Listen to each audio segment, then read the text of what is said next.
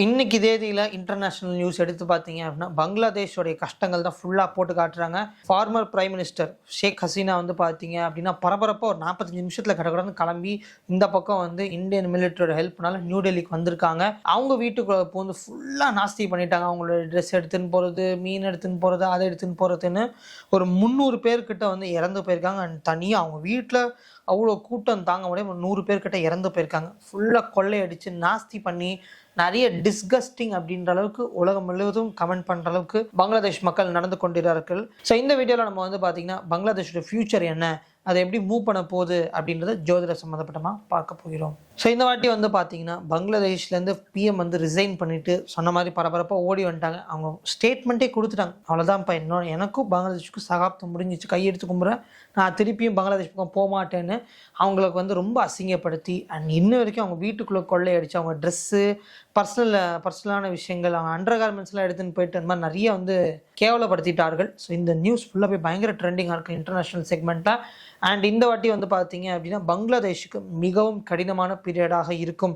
கரெக்டாக வந்து குரு அவங்களோட 6ஆம் வீட்டுக்கு மேலே போகிறாரு. அண்ட் இந்த வாட்டி பாகிஸ்தானுக்கு எப்படி கஷ்டங்கள் ஏற்பட்டதோ அதே மாதிரி இருள் நிலைமை வரும். இந்த வாட்டி பங்களாதேஷுக்கு ஸ்டாக் மார்க்கெட்லேருந்து ஆரம்பித்து எக்ஸ்போர்ட் இம்போர்ட்ஸ்லேருந்து எல்லாமே அடி வாங்கும். அதாவது ரிப்பேரே பண்ண முடியாது அப்படின்ற அளவுக்கு கண்ட்ரி வந்து மோசமாக போகும். பங்களாதேஷுக்கு இது ஈஸியான பீரியடில் போக போக அடுத்த வர Rahu transit, current Rahu transit எல்லாமே மிகவும் மோசமாக இருக்குது. அடுத்த ராகுவும் சனியும் மீட் பண்ணும்போது இன்னும் வந்து பார்த்தீங்க அப்படின்னா அவங்களுக்கு நிறைய டிஃபிகல்ட்டிஸ் ஃபேஸ் பண்ணுவாங்க. அண்ட் இந்த வாட்டி பங்களாதேஷ் அவ்வளோ நினைக்கிற மாதிரி ஈஸியாக முன்னாடி வர முடியாது. எவ்வளோக்கு எவ்வளோ அவங்க கஷ்டப்பட்டு, அதாவது இதெல்லாமே அவங்களுடைய இண்டிபெண்டன்ஸ் ஹாரோஸ்கோப் பார்த்து கொடுக்குற ப்ரெடிக்ஷன்ஸ் தான்.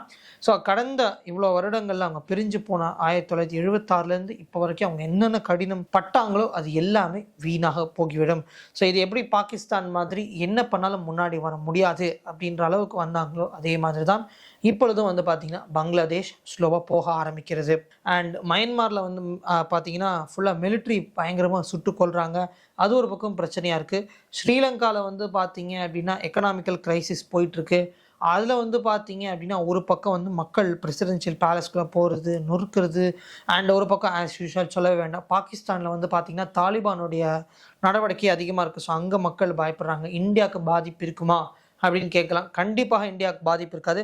இந்தியா இந்த வாட்டி செல்வ செழிப்பாக இருக்கும், சூப்பராக பர்ஃபார்ம் பண்ணும். ஸ்டாக் மார்க்கெட்டில் இருக்கிறதுல வந்து பார்த்தீங்கன்னா நல்லா மேலே மேலே போகும். உலகமே ஸ்டாக் மார்க்கெட்டில் கிராஷ் ஆனாலும் இந்தியா இந்த வாட்டி நல்லா பர்ஃபார்ம் பண்ணும். ஸோ இந்தியாவில் நீங்கள் இருக்கீங்கன்னா பயப்பட வேண்டாம். அண்ட் இந்தியாவுக்கு இந்த வாட்டி பெரிய லெவலில் பாதிப்பு இல்லை. சுற்றி எல்லாருமே கஷ்டப்படுறாங்க, இந்தியா வந்து சூப்பர்பாக இருக்கும்.